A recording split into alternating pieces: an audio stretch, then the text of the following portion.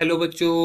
हमारा प्रश्न दिया हुआ है, निम्नलिखित में कौन सा नाइट्रोजन का ऑक्साइड नाइट्रस अम्ल का एनहाइड्राइड है? NO, N2O4, N2O3, N2O5। चलिए समझते हैं इस प्रश्न को। अगर इस प्रश्न की मुख्य अवधारणा की बात की जाए तो मुख्य अवधारणा में हमें पहले नाइट्रस अम्ल के बारे में जानना होगा। ठीक है, मुख्य अवधारणा में हमें किसके बारे में जानना होगा? नाइट्रस अम्ल के बारे में। नाइट्रस अम्ल का फॉर्मूला जो होता है वो क्या होता है? HNO2। ठीक है, नाइट्रिक अम्ल का अगर बात करें तो नाइट्रिक अम्ल का फॉर्मूला होता है HNO3 और नाइट्रस अम्ल का फॉर्मूला होता है HNO2। तो हम लोग को यहाँ पे नाइट्रस अम्ल का एनहाइड्राइड बताना है। अब एनहाइड्राइड किसको बोलते हैं?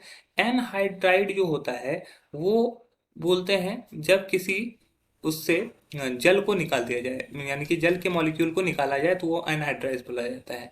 जैसे यहाँ पे अगर N है तो यहाँ पे H और O को छोड़ दें।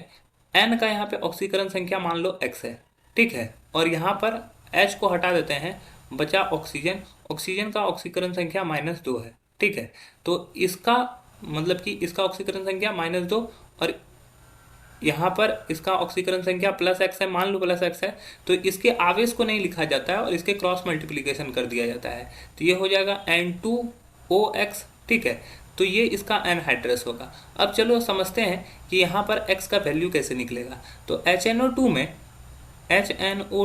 में N का ऑक्सीकरण संख्या मुझे पता नहीं है, ये मान लेते हैं X।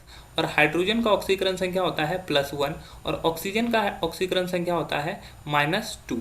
ठीक है, तो इन सभी से अगर देखेंगे तो ऑक्सीकरण संख्या कितनी निकल जाएगी? +1 प्लस नाइट्रोजन के लिए X लिखेंगे, ऑक्सीजन का -2 होता है और ऑक्सीजन के 2 परमाणु उपस्थित हैं और इन सभी का सम 0 होगा क्योंकि इस पर कोई आवेश नहीं है। तो ये हो जाएगा X -3 = 0। ठीक है, X का वैल्यू यहाँ से कितना आ जाएगा? +3। तो यहाँ पे नाइट्रोजन का जो हमारा आता है, नाइट्रोजन का जो आवेश आता है वो +3 आता है और ऑक्सीजन क्या क्या आता है? -2 आता है। आवेश को तो लिखना नहीं है, प्लस माइनस लिखना नहीं है, तो हम लोग क्रॉस मल्टीप्लिकेशन कर देते हैं। तो ये हो जाएगा N2O3। तो हमारा जो यहाँ पे एनहाइड्रस होगा वो क्या होगा? अगर हम नाइट्रस अम्ल का एनहाइड्रस निकालेंगे तो वो क्या होगा? N2O3। तो ये ऑप्शन सी जो होगा सही उत्तर होगा, अन्य ऑप्शन गलत हो जाएंगे। आशा है यह प्रश्न आपको समझ में आया होगा। धन्यवाद।